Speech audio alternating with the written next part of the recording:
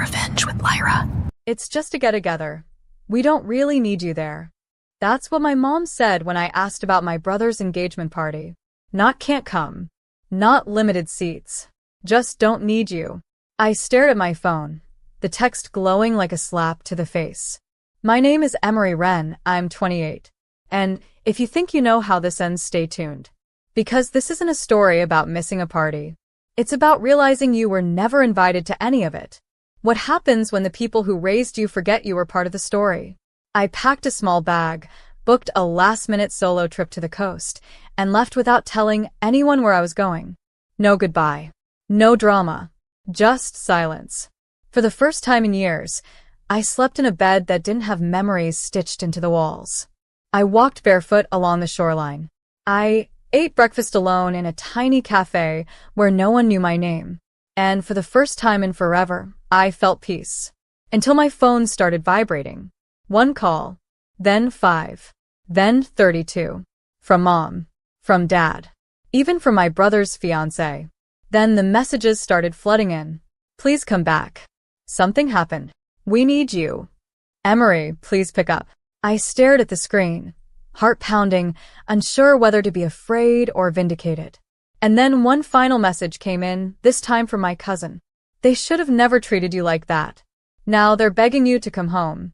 You need to see this. That's when I knew something went very wrong at the party I wasn't needed at. And whatever it was, it had just made me the most important person in the entire family. You said. I didn't respond right away.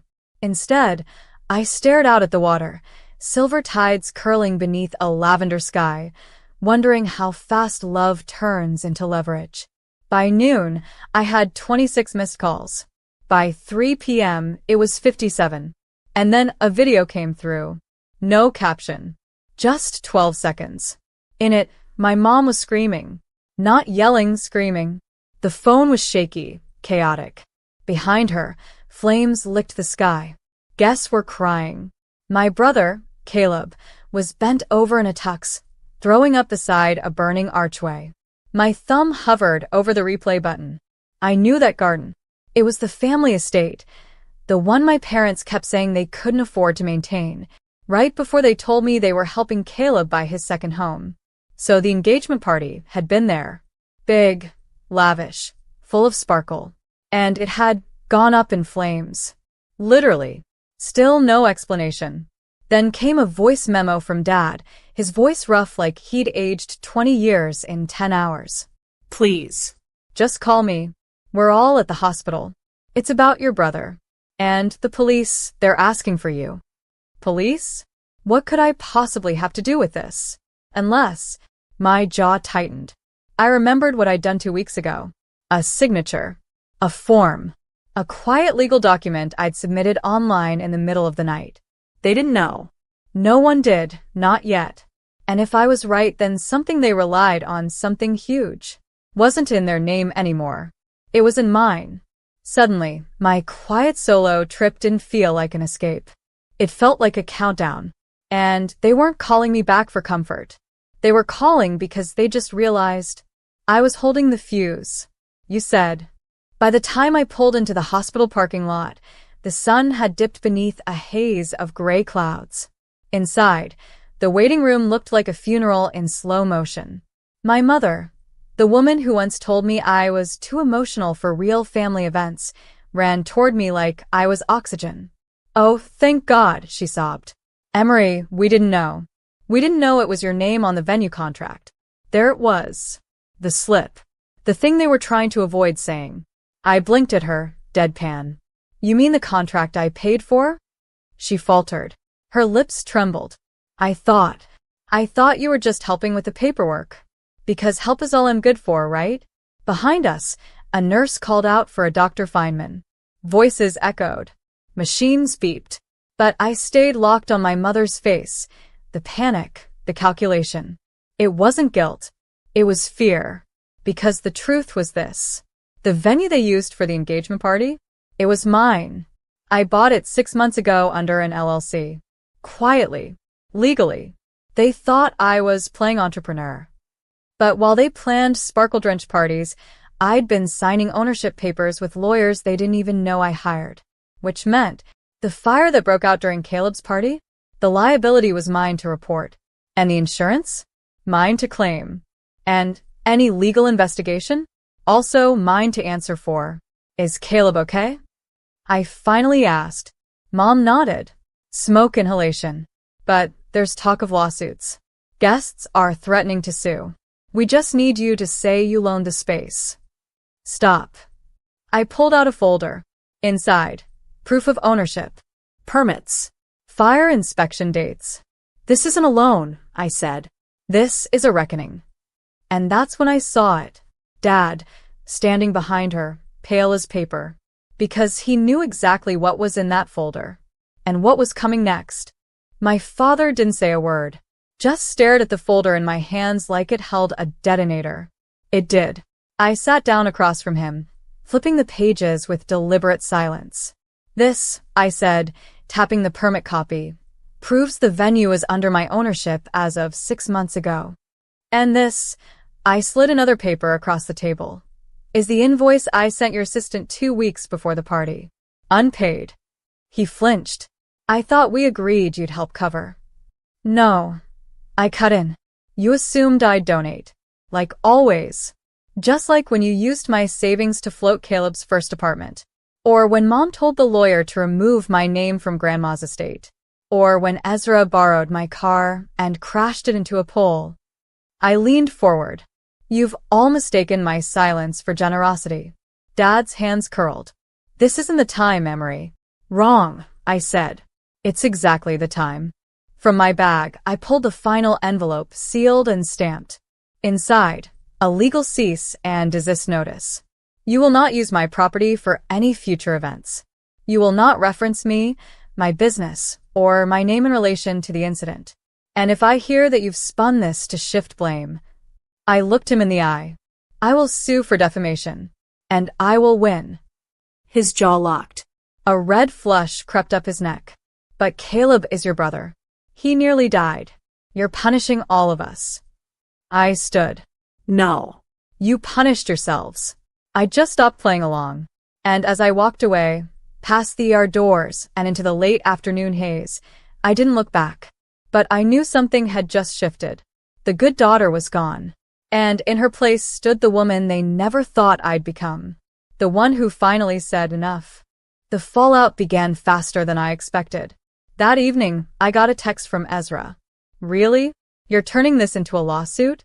Wow. No hello. No how are you? Just entitlement in full bloom. I didn't reply. Because while they scrambled to play damage control, I had quietly hired a PR firm. Not to make a statement, but to prevent one. The venue's reputation needed shielding. My name needed a firewall. And most importantly, their narrative needed silencing. By the next morning, I received an email. Hi, Emery. This is to confirm the incident was caused by faulty wiring brought in by an outside vendor your family hired. You are not liable. Best. Venue insurance rep. My lungs released a breath I hadn't realized I was holding. That fire? That disaster? It was on them. Fully. And the cherry on top? The vendor they used had been referred by Caleb's fiancée, the same one who called me a bitter career woman last Christmas. Now they were scrambling to cover their legal costs, medical expenses, and PR crisis, all while discovering they were not covered under my insurance policy. Because they weren't listed. Because they didn't ask. Because they assumed. Again. 2 days later, my father showed up at the cafe I sometimes worked from. He didn't order anything. Didn't sit.